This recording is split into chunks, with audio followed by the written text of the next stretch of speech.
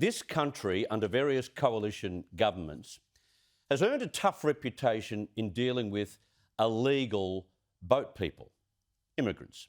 And I think it's a stance that has led to victory in at least 2 federal elections. So the public's been on side with that approach, as long as we have systems in place, which we do, to adjudicate fairly on legitimate cases involving refugees. And we are a generous country. But this decision to refuse a visa to at least 50 Afghan aid workers who backed Australian troops during our 20 years in that country is just heartless. It's a bit more than heartless. In a military sense, it would be deemed by most of those who were there as disloyal, traitorous. How can you pack up, leave the country, turn your back on those who were by your side in a dangerous military zone as they tried to save your backside and help Australian missions? That's not Australian. That is heartless. Now, in a letter sent to these aid workers, the Minister for Foreign Affairs, Marise Payne, wrote, "Unfortunately, you are not eligible for certification under this visa policy as you were not considered an employee of one of the Australian government agencies identified in the legislative instrument." What classic bureaucratic gobbledygook. Not employees? What, we didn't get them to sign an ADF Human Resources contract of employment in the dust of Uruzgan? Like, they were part of the Hearts and Minds concept, working on the Save the Children project, a project that we led. There are a total of 100 workers who also want access to Australia. They want a visa. But this is not a massive number of people. Not now, especially when hardly a soul is receiving residency in Australia. Now, I admire Marise Payne, but she's been given dud advice here. They're obviously trying to find a line in the sand, but come on. It is the principle. We've resettled interpreters, plenty of them, over those 20 years, and rightly so. But what, another 100 is too many to take. These workers have also operated alongside our troops in our missions and, just like the interpreters, have been of great valuable assistance. They knew the lay of the land, which would have saved lives. And what's happening in that country now? Well, the Australian newspaper reports today that Taliban fighters have moved to take control of dozens of new districts in recent days. The onslaught and the revenge is on its way, as we all predicted. So not only do we pack up and leave and turn our backs on these workers, we leave them to face the barbaric return of the Taliban. And all these poor souls can do is just pray that the Taliban doesn't punish them with their lives for their efforts with and alongside Australian troops. Good luck with that. Those aid workers would have been called mate. They would have been considered the mates of some of our soldiers. You don't do that to a mate. You find a way to remove the red tape and express your thanks by giving them an opportunity to do what they did maybe in Afghanistan, in this country, and make a better life for themselves. They can make a valuable contribution here. They've shown their skills under Australian leadership. Of all the stories I've cited this week, and yeah, there is some classic hypocrisy, rules that just leave me spare, but this story, this decision absolutely stinks. We are better than that. Heston Russell is a former Special Forces commando and the founder of Voice of a Veteran. He joins me now from Brisbane. Thank you very much for your time, Heston. G'day, Chris. Good to chat with you again. Yeah, good to have you on. What's your feeling about this story that broke today in the Australian newspaper? Yeah, Chris, there's a number of layers to this, and I sort of sit back actually really disappointed that it's only once these things hit the news cycle we pay attention to them.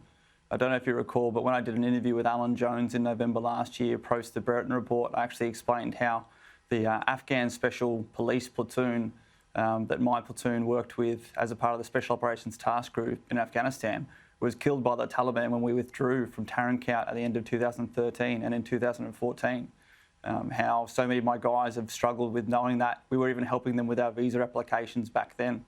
But the key issue is that right here and now we had the opportunity to set an example to the rest of the world of how Australians conduct ourselves, and particularly in the nature of Afghanistan, which was counter-insurgency operations. You mentioned Hearts and Minds. We mentioned the tactic of by, with and through, working by, with and through the local population to help to win and achieve Hearts and Minds when you're facing more than an enemy in uniform, when you're facing, threats that are philosophical as well as religious and everything else in between. And for us to then turn our back on these people, for us to throw bureaucratic BS at them, for us to basically imply that next time, you need to go get yourself or make yourself a union in order to be able to negotiate how we're going to work with you afterwards, not only sets the conditions for how those in Afghanistan are going to remember us, but sets the conditions for the next war, the next counterinsurgency campaign that we commit Australian troops to, and how we may or may not be able to win local support to achieve our tasks on the ground, and how we may expose our troops, like we started to suffer towards the end of Afghanistan, risks from insider attacks, because these people know that they have to and are going to be left with the decision to choose the lesser of the two evils, what is going to be lesser of a threat to their family once the Australians have gone, because we have set this precedence that we don't look after our people. There's a lot of things there, Chris. But well, that is a prophetic comment, and you're exactly right, because when we dump people like this, the word spreads around. The word gets around to these regions about how Australia behaved. You were exactly right. Afghanistan vets, our own, would they be upset with this, and have you had any feedback at all? Chris, there are so many veterans finally speaking out on their social media, on the internet. I've been speaking with classmates of mine from ADF and RMC who feel a personal obligation to some of these people that they worked with. They are literally speaking with on social media. Sky News has had Dr. Kay Danes on here before. Her and her husband Kerry engaged with the local Afghan community here in Brisbane. Down in Sydney, there are a bunch of local Afghan refugees who worked in and around Sydney when I lived down there. These are some amazing and outstanding people, and we're talking about a few who then volunteered their time in not only a war zone, but somewhere where they went home and knew that they were turning their families into targets by supporting the Australian troops. And now we are finding ways to ask why, as opposed to why not, we can allow these people in to provide them some form of refugee, because as you said, in a country that's already nearly completely handed back to the Taliban that we fought for over 15 years there. Yeah. I can't believe it. Just one quick thing. Something emerged out of Victoria today. I don't know whether you'd like to comment on that. The Victorian nurse has been released from jail last month after serving time for aiding jihadi fighters. And we heard from a court case today that that man has not renounced his commitment to violent jihad. Police told a court today they want to slap a control order on this fellow. It's a disaster waiting to happen. And we have laws in this country brought in 10 years ago that give us the power to detain or put restrictions on clowns like these.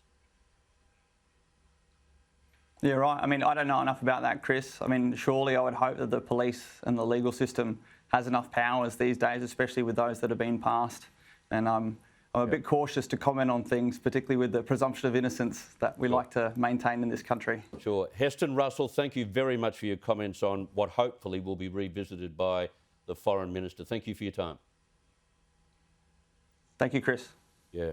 It didn't occur to me, but of course someone like him, a commander, would think about what's the next chapter, the next theatre of war that we have to go to, and rely on locals to save our backside. And I wonder whether they will have the same support and loyalty to us, given what we've done to this group. We're not talking thousands of people.